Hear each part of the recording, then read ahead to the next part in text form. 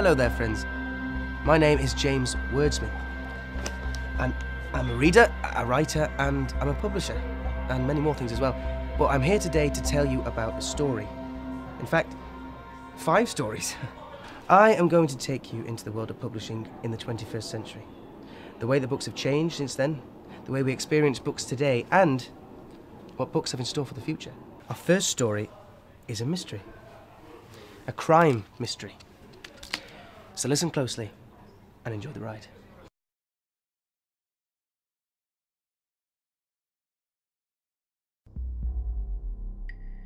It was late December. Thick snow fell from the gloomy, foreboding sky. World-famous author Eleanor McIntosh was celebrating her latest book release. She invited all the bigwigs to her annual Christmas celebration at her country manor house. What happened next? Nobody could have predicted.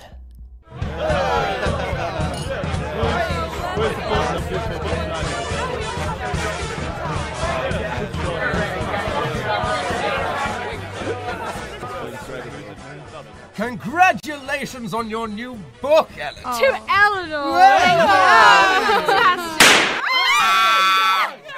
What was that? My book is dead. It came as no surprise when the call came in. It was the 3rd book this week.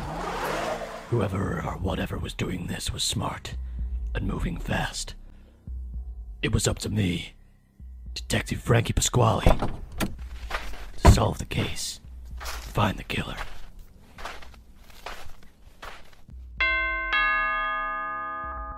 It was much worse than I first anticipated. Any one of these guests could be the killer. The foul stench of murder laid pungent in the tense atmosphere. Was it society? E-books? Amazon? Or was it those strange Facebook and Twitter twins? I would have to interrogate them individually. So, Mr. Amazon, why'd you do it?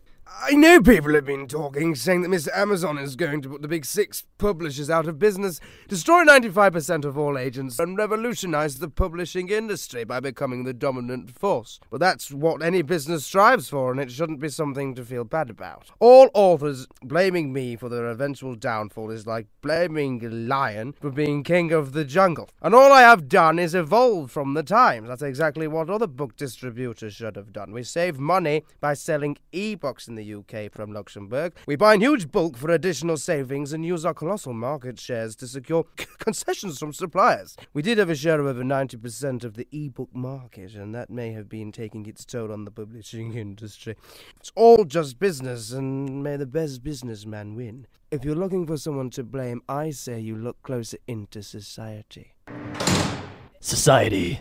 You look like a murderer. It ain't my fault the book is dead. Yeah, I pressure authors into changing their ideas, but just to make the readers happier. If it weren't for me, the book wouldn't have been sold. Maybe the authors aren't what they used to be and need help from the audience to finish and change their ideas. Now we can become more involved in everything. Surely that's a good thing. The whole world can connect with anybody through computers, phones, laptops, anything with an internet connection. Everyone swoons over authors being so brilliant when, in this day and age, any of us could write a book. Authors are helped by society. I did not kill it. I'm pointing the finger at ebooks.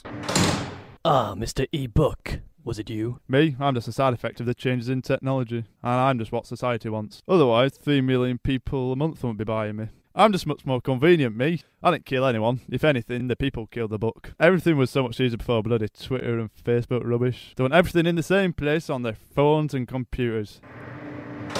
So, the Facebook and Twitter twins. Is that a guilty conscience I can smell? The author should thank social media. If anything, all I've done is help books. Yeah, not accuse it of murder. Twitter has over 500 million active users. What you forget is all these people on these sites promote and advertise. Facebook dominates the social media market with over 1 billion active users. It is my users who make things trend on Twitter or get companies and their products liked on Facebook. Talking about the latest films, books, television programs. We talk about it and the companies profit from it. It is free slave labor. We have aided the book in its growth. We haven't digitalized everything like Amazon did with the Kindle. Yeah, blame Amazon, brother. Yeah, you destroyed the book market. As time went by, it soon dawned on me. It was not just one killer. All of them played their part beautifully, Society was the spine of the operation, binding the entire sinister plot. That leads me onto the Twitter and Facebook twins. With society behind them, they could move forward in their plan to dominate. Then comes Amazon, the father of the ebook, fueling his mad son's rise to power. Now a new chapter has begun. As they say, never judge an ebook by its cover. All I had to do was read between the lines. The books lost the battle today, but the war rages on. I'm getting close now. Maybe too close. The future is unclear, but I do know one thing. Ink runs thicker than blood. Oh, you're back. I've got some good news. It's still alive, it's not dead. It's still breathing, but it's actually touch and go whether it'll survive much longer.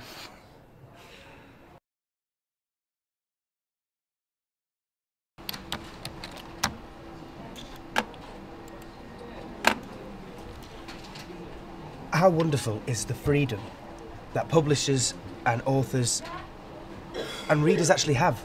But what exactly is this freedom?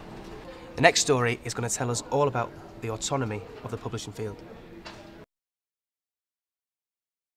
The autonomy of the publishing field is being jeopardized by the digitalization of the publishing field. In other words, the distinctions between the publishing field, the author, and the reader are becoming more hazy.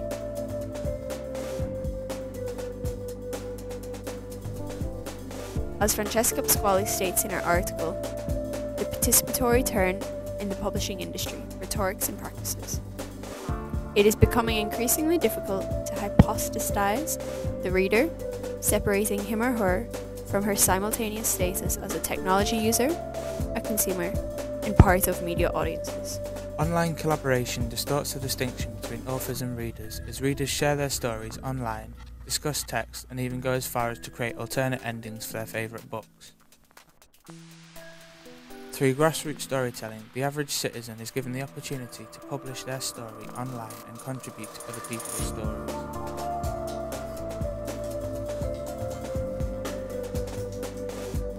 The interaction between media audiences create social media, most commonly Twitter and Facebook.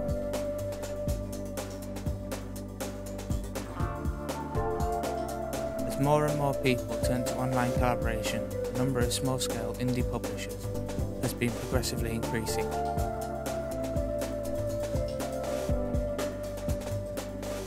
The indie publishers threaten the autonomy of the publishing field as they exert an external control over what gets published. This unprecedented participation of the reader in the publishing industry is described by John Thompson's book, Merchants of Culture. It went from the publishers being king and the author being grateful for the opportunity to have his work presented to the public, to the author being king and the publishers being used by me and my authors as a tool to let the book into the marketplace. E-readers can provide another way for readers to interact with each other, as users can highlight, annotate,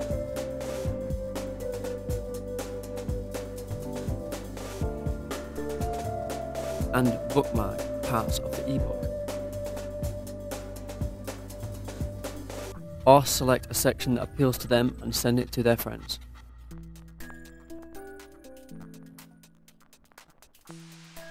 This social reading can occur in many forms. Friends talking about a book through social media, someone writing a review on Amazon, or commenting on a YouTube video.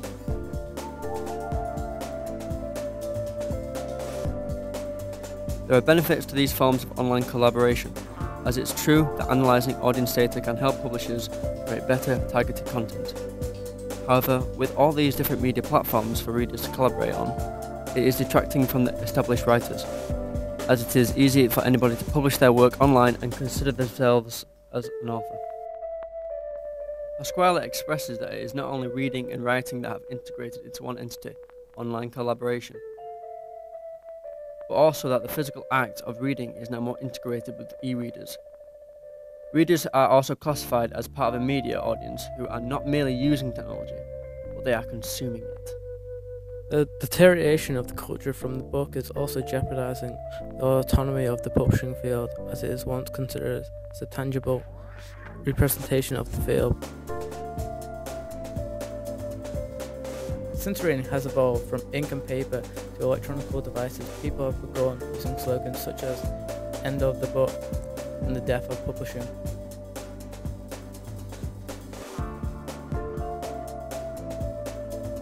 However, Pasquali dubs these slogans as tempting slogans to use, describing the current state of art. The book is not becoming obsolete. Instead of traits and the functions, the older medium will be combined with the newer one. Not despairing, but reborn in the new, better forms. For example, book, text, on screen. According to Dr. Henry Jenkins and David Thornburn, in Rethinking Media, change the ethics of transitions. Overall, there is no certainty as to where the participation of readers ends and authorship begins, as the increase in online collaboration obscures the distinction between readers and authors, and increases the tensions between readers, authors, and the publishing field. Just a moment, I'm just trying to finish a chapter in my new book, and yep, alright, I'm back. Now that you know a little bit more about the publishing field and all the freedom that's involved, I can tell you about my friend Kevin. Now, Kevin left his garage to become an author. I have to tell you, his wife wasn't so happy. But you'll see it all for yourself with your own eyes. This next story is all about authors and readers and publishers and their relations.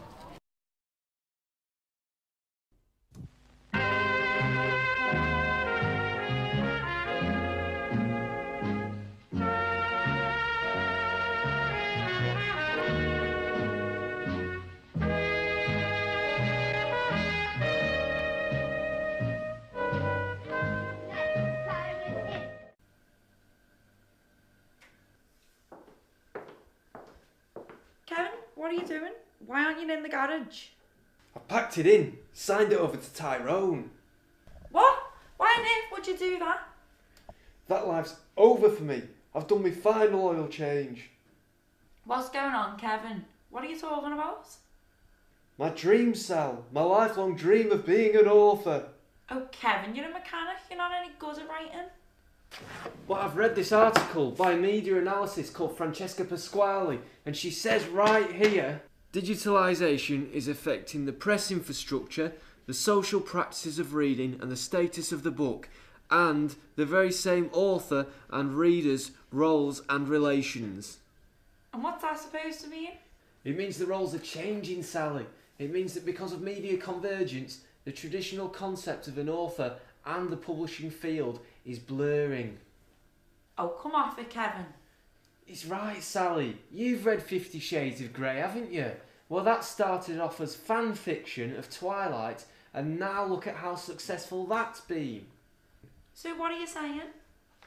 I'm saying what Dan Gilmore said in We the Media. That the lines will blur between producers and consumers, changing the role of both in ways we're only beginning to grasp now. Don't you see, Sally? I'm participating. Don't be silly, Kevin. This doesn't mean that we can accept the participatory term as a given fact, nor can we accept the commonsensical circulation of the word participation, as it says here in your stupid article. What are you on about now, Sally? You can't just batter the word participation around willy-nilly. There's a lot of steps in the ladder of participation, Kevin. But just because the field of publishing has changed doesn't mean you can automatically become an author. As Pasquali says, most authors that animate the debate on digital publishing are talking about access, not about strong participation. Now, Sally, you're the one chatting nonsense. How? Access is just basically generating the opportunity for people to have their voices heard. That doesn't make them an author, Kevin. Norris reckons he's an author just because he tweets short stories all day in the cabin with Rita. So what you're saying, Sal, Norris tweeting his story about Ken Barlow buying a magazine from the top shelf isn't on the same scale as Roald Dahl's Charlie and the Chocolate Factory? It doesn't make him any less of an author. It's all storytelling. Why don't you just start a blog then, Kevin? Why would that help? Grassroots storytelling and social media increasingly work as collaborative writing environments, bringing out participatory forms of online writing. What are you on about now, Sally? It means we can meet in the middle, Kevin. That way you can be an author and work at the garage. Forget this. What do you say we just go down to the Rovers and have a pint?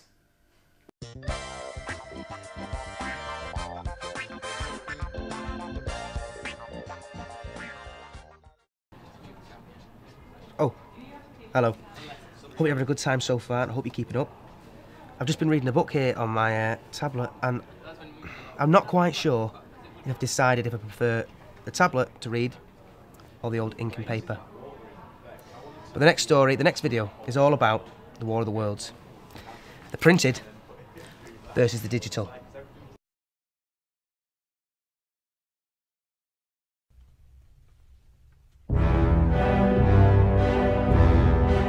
I'm Abby Cookson, and I've come here today to take The Apprentice by storm.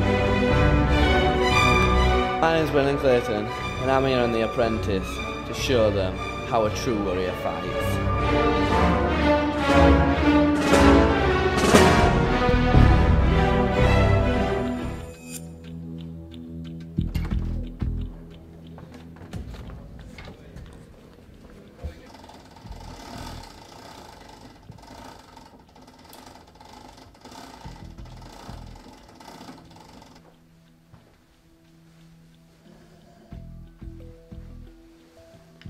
Take your seat now. So I've looked at your CVs, and on paper you look good, but so does fish and chips. The last time we spoke I asked you to read Francesca Pasquali's essay. You took your route of the technology, and you will fight your side on the side of the ebook and its popularity in a modern day society. And you were good old fashioned ink and paper. You're a man after my own heart. So, who shall we start with? Ebooks.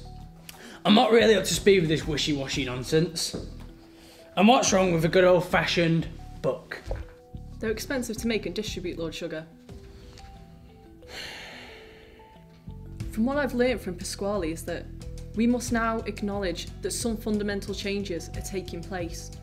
All I bloody know is Pasquali doesn't take sides. So, big boy books over there. What have you got for me? Huh, got a lot for you, Lord Sugar. Frederick Kilgore says that ebooks are not as comfortable as a book. He calls it the can't cuddle up syndrome. However, I don't particularly believe, like Kilgore, that ebooks have solved any major issue. Right, I see. But Lord Sugar, people are just struggling to adjust to this new technology. Yeah, I see your point. Why would people drop something that has been used for centuries? The fact is, people find ink on paper comforting. Ortra, you know him well. He believes the value of an ebook is the same as a bloody book. And at the end of the blooming day, a book is written by an author and is read by its readers. It doesn't matter where or what it's read on. The writing itself never changes. I agree in ways, Lord Sugar, but people become obsessed with new technology and having a new way to do the same thing. This is something fresh and in demand. I disagree completely. Most people believe that the value and qualities they get from picking up a book and flicking through its pages is one that cannot be matched. Look, Ewan Morris, a published writer, says that in the next 25 years, most readers will have turned to ebooks. We are experiencing the digital revolution. Who is this kid? I keep hearing a lot of hot air coming out of your mouth. So in the interest of the climate change, shut up for a second. Pasquali herself even discusses how the digital revolution is already on the rise and affecting the status of the author. They now have to use social networking sites such as Facebook and Twitter to reach out to their readers. I think you are forgetting about the royal bookworms. Negrofonte doesn't believe ebooks will favour them. They will always stick with books. As long as books are being read, they will be a part of our society. The way ebooks are developed, they include internet access and games. This takes away from the nature of the book. There are too many distractions. I think you're forgetting that he states that because of the cost and labour of publishing books, that they'll have to stop. The fact is, they're not environmentally friendly. American author Steve Ketman says they'll never stop being bought. People buy them for birthdays and Christmas. So unless all the books in the world vanish, I don't see where your argument can go from here. I like that you both believe in your side of the argument, but not long ago did you believe in the Tooth Fairy? And frankly, I don't believe there'll ever be the death of books. And technology and the way we learn as humans is evolving. So, I think you both made valid points. But frankly, this is where your journey ends. The fact is, it wouldn't be fair to pick one. So, I'm going to have to fire you both. You're both fired. Thank you for this opportunity. Lord Sugar. Fuck you, man.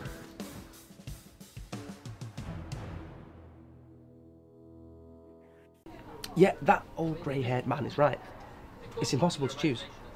I could read the book here on paper, and then maybe I could get some extra content on my tablet. Perhaps I should go online and get some merchandise, or I could even contact the author and tell him what I thought. The possibilities are endless.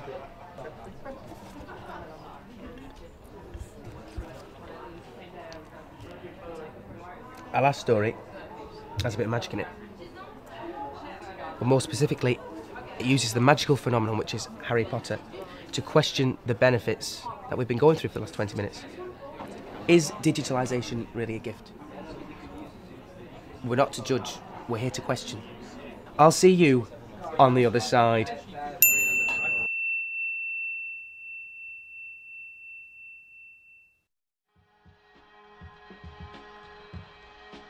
In the last 50 years, the way we experience books has gone through major changes. Digitalisation of books goes back to the 60s, but the changes became more fundamental in the 21st century.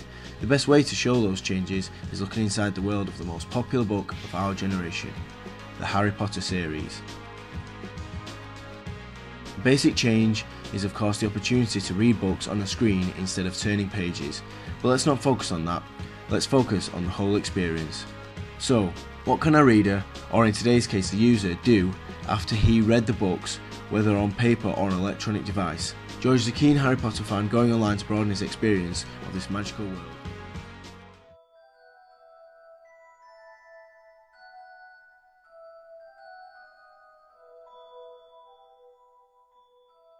The first website he comes across is harrypotter.co.uk, supposedly the main Harry Potter website online, operated by Warner Brothers since they bought the rights for the Harry Potter films in 1999.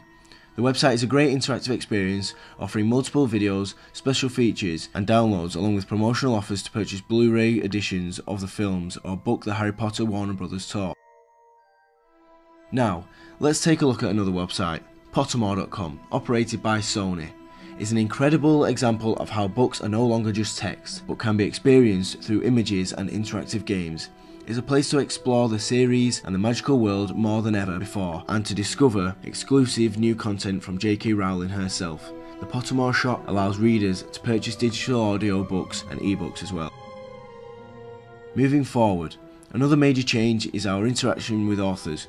Authors are now in the very centre, the heart of the publishing scene, and the readers have opportunities to connect with them. In our case, George can go to jkrowling.com and read the recent news about the creator of his favourite series, check out her new book, or just enjoy their interactive website. He can also visit her Twitter or Facebook accounts and maybe even get a response if he decides to leave a message. But what if George wants to participate in the writing experience rather than just exploring what is already exposed? What if he wants to share his theories and ideas?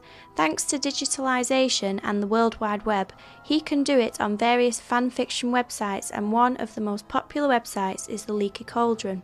The Leaky Cauldron is a Harry Potter fan community which offers, along with news, pictures and info about the books and the films, a creative environment for fan writers. It even has submission guidelines and evaluation criteria. Another good example of a fan writing environment is harrypotterfanfiction.com, a very short and catchy name if you ask me, but it does the work with over 75,000 stories and the eye-catching motto, "The story continues." You can also always visit fan blogs. Talking about social networking, let us not forget YouTube. YouTube is full of inspiring and sometimes absurd videos ranging from the Potter Puppet Pals sensation to a collection of all the spells that were used in the films.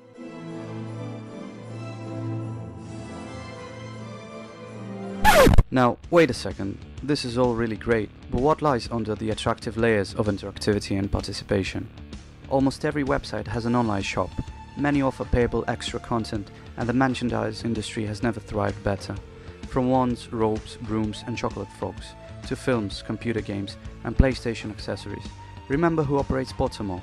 Because of digitalization, systems have the opportunity to control interactive content and have even more control over us.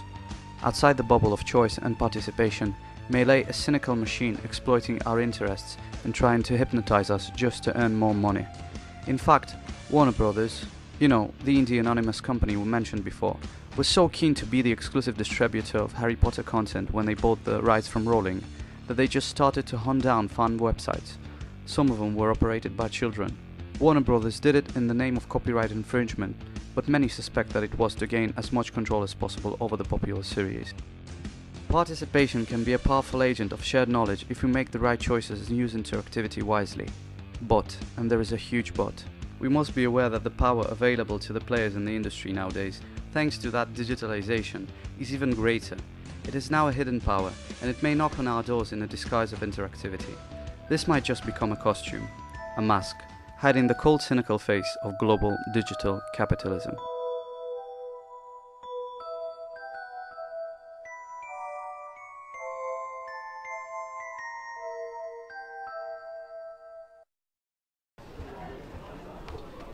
Well, that's it for today. I hope you've enjoyed yourself, because I know I have. I hope you've had a lot of interesting experience and you've learned a lot, because every good story has a good message behind it. Hope you've got a lot of food for thought. And speaking of food for thought, I'm quite hungry myself, and I think I'm going to go out and buy some stuff in my fridge because there's nothing left. One day, they might even find a way to download things for your fridge. You never know. Off the internet. But anyway, that's for the future. Goodbye.